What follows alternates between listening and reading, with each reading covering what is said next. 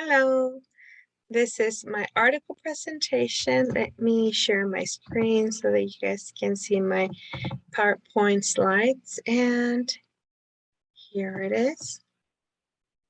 Sorry, it's taking me long. The article I read for this presentation is Test Anxiety. Are students failing tests or are tests failing students? This article was written by David Satker and Karen Siddleman in 2004. My name is Mencha Padame, and this presentation is for Teach and Learn 409. Okay, here's my first slide, and I called it Anxiety and Standardization. So I have a definition here for test anxiety, which is a combination of physical symptoms and emotional reactions that interfere with the student's ability to perform well on tests. And according to the article, at one point, standardization in testing is preventing teachers from teaching and students from learning. And all of this is due to the stress that comes along with testing. Right, test standards. So right here I have an image of a dark cloud, and um, according to the reading, this is how students and teachers, even teachers, feel this heavy dark cloud on top of their heads when it comes to test.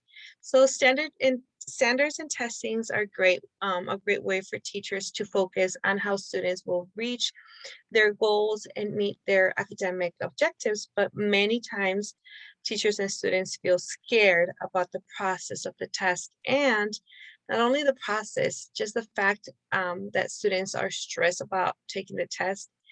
It is very scary to look at those scores because the scores represent how the student felt, not necessarily how smart they are or if they're lacking knowledge. Those results most of the times are not um, very reliable.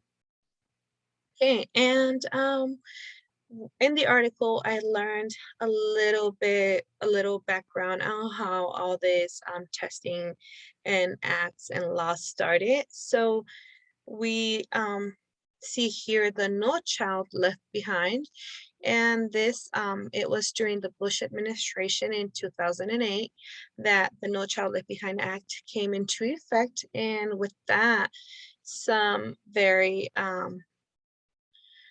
like laws also come together, and poor performance meant that there were going to be severe penalties for students, teachers, and schools.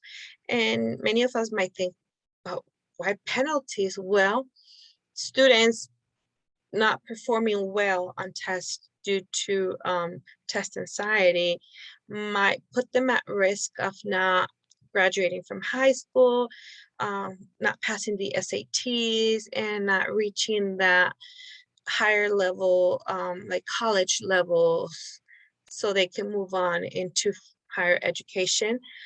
Also, teachers are responsible for making sure that the students are reaching those levels and performing well on the test scores.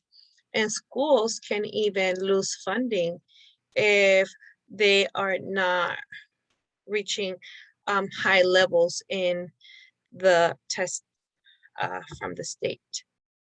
And here is another slide, and I called this slide Knowing What's Worth Knowing. So according to the article, most of the time tests seem a bit challenging and even unfair. Why unfair? Because obviously due to stress, they do not necessarily show an accurate result of what the student really knows. Many of us truly relate to this statement because we went through it. Sometimes we knew there was a test coming and we were all anxious about it, and if you don't sleep well, if you don't eat breakfast, if you're not focused during the test, that can harm your score. And it wasn't necessarily because you knew or you did not know the material. Right here, we see the duration of the test. Imagine not sleeping well, not having a good breakfast, and having to do section 1 reading test, and the length is 65 minutes. I'm pretty sure I would be so tired that I will be just going through it. Like many students, I see many students trying to go over the reading and then giving up, and then just starting guessing, like clicking on A, bubble B, bubble C, and not getting the correct answers because they were just guessing because they were tired. Here we see that the writing section takes 35 minutes, the math 25 minutes, and this can be very tiring on top of the anxiety that the students are already feeling due to testing. So this next slide is not so much test preparation in classrooms. I can say that this is true. I've been in classrooms that are not preparing students for testing. And but something that I read in the article is that a high number of educators feel that their state is too focused on state tests. And for that reason, other important subjects for the students are left out. And the subjects mentioned by teachers were like, for example, social studies and science. So they're not focusing on these because the students are not tested, but students are missing on really important information from these subjects. And when it comes to testing, there is the anxiety and bad performance. So it is proven that preparing students for testing might not guarantee higher scores, but it will definitely benefit and it will make a difference. So why is it that teachers are not spending time preparing students for how a test is going to look if we can like see that there is practice tests available for students? And here is my next slide. And here I have some numbers. So if a student is doing an SAT test, and if there is an anxiety level present in the student, they can score 46. And with an anxiety absent, they score better. So we can see that there is a huge difference with the scores that a student with anxiety will have in contrast with an anxiety absent student. And let me see, here is my slide that it minimized, I'm sorry. Okay.